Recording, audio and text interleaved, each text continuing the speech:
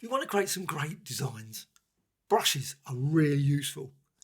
And Affinity Photo has got some great features for creating unique and standout brushes. So this is how, in Affinity Photo, PC or Mac. Before you do anything else, you need a layer. Make certain the layer is filled with black. Now, once you've got this, what you need to do, go to Filters, and then down to Colours, and then down to Procedural Texture. Procedural Texture looks quite an unusual filter because there's nothing there by default. But you've got presets. So click here, and then just go down. And I'm going to go with Checkered, but you could use any of the others. Lots and lots of great options here. So Checkered, and you get that. And you see here you've got R, G and B. Now if you're using CMYK, it will be different. But with RGB, you will have that. And you can deselect them. Seems weird, but you can deselect all those. So now it's not doing anything. It's back to what it was, black. But you can also now click Alpha Channel. So that effect now is applied only to the alpha channel. So it's a really great way of creating all kinds of effects to the alpha channel. And you can modify the settings here. You can reduce this down. So let's put it to 12, say, to get bigger squares. And then click Apply.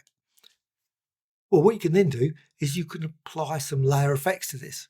So if I go here to Layers, go to Effects, click here, then go to 3D. So I'm just going to add a quick 3D. Maybe set it to 27. You can see now you've got a bit of depth there.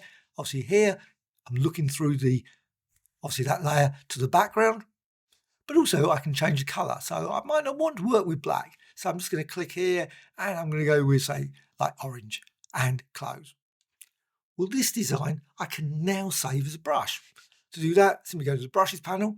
I can go over here. Now all the panels are all found via the window menu. So you've got here this one, new brush from selection. But you can also just distort this design as well. You can distort it in many different ways. And a really good one I always find to create some interesting designs, go to Filters and then Distort and Mesh Warp. And in Mesh Warp, you can just distort this and let's just drag that down a bit and distort it like this and so on. You can create all kinds of unique designs just from that very basic checkerboard design. And then click Apply. And then you can resize it. I'm just going to resize it a little bit. Now you can apply different effects to it. You maybe deform it, distort it, but I'm going to go with this. Go to the right side menu and then just click here and then down to New Brush from Selection. That's what's currently selected. So that design will be then stored away in your brushes. So New Brush from Selection, and there it is. You can see a problem with this. It's black. Oh, strange. Because on the screen you can see it as orange. Yes, there is a problem here. And this is one of the things, it doesn't save the layer effect. And that creates the orange. So what you need to do before that, layer, and then just down to rasterize, and then make certain you turn this off. As long as you turn this off, then rasterize. Now go here, and again, right side menu, and new brush from selection. And then it's stored away. And you can see now you've got your brush as obviously I wanted. I'm going to remove that layer now. I don't need it anymore. So double click and now you can see your design. I want lots of different colors in this. Great way of doing this. Just go down here, hue jitter, and you can just change it. You can change the other ones as well, but I'm just going to keep it with these. Also, what you can do if you want to spread it over the entire document, just change the scatter. And this is in the dynamic section. You don't have to do that, but you can just keep it like that. Really good thing.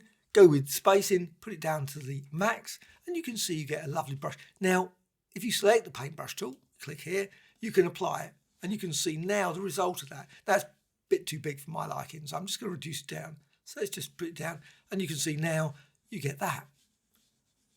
Bit boring, however, you can manipulate it in countless other ways.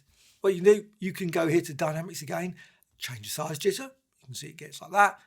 Also go over here, side click, and you get sort of weird bunched effects like this, like square design, obviously with that warping, but it gives a three-dimensional effect. Also, you can modify the profile, so click here, and you can just tweak it and just drag this profile. And as you do that, you can see different results there in this preview. And of course, you can apply it very quickly. And you've also got some profiles here that are very useful. So maybe decide you want that one.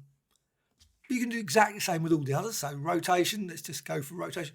That's random, so it just will scatter it like this, which creates a real intense, scattered, sharp effect very quickly in your image. But what you can also do is you can go down here to side click, and now you get this sort of turning effect, which you can modify again using the profile. So you can just click here and you can see you can create a variety of different designs and close. And you can always go back to this at any point. So just apply it, and now you've got this lovely flowing colour design like this. But of course you can also manipulate this further. You might decide, you know what, let's go to filters, and you can distort it. But before you do that, I would suggest go to the move tool. If you've got the brush tool does seem to have problems with some of the filters. So go to the move tool first and filters, and go down here to distort and maybe deform. And you can distort it. So rigid, similarity. Preferred similarity, you can select the colours you want to go on here and then just distort the design, and you can just drag. Now sometimes you find that you think you're clicking on it, it doesn't. It just seems to ignore you. It has to be exactly on. I think it's like, go this one, again, like I say, just drag this, and you can see you can distort it, dragging it, pulling it out to create unique sort of lovely, I don't know, bird-like designs like this, random colour fills. So click apply. And there you have it, a very quick design using brushes, but using the filter first with that procedural texture and just a very basic black background to start with. And that's all you need to create something multicoloured like this in Affinity Photo, PC or Mac. Any comments? Always great to hear from you. Did you like this video? Did you find it useful? Did you find the features in it easy to understand? Please let me know in the comments below. Also, a like or dislike, always appreciated. And also, please subscribe to the channel, always adding new tutorials about Affinity Photo, designer and publisher all the time. Bye.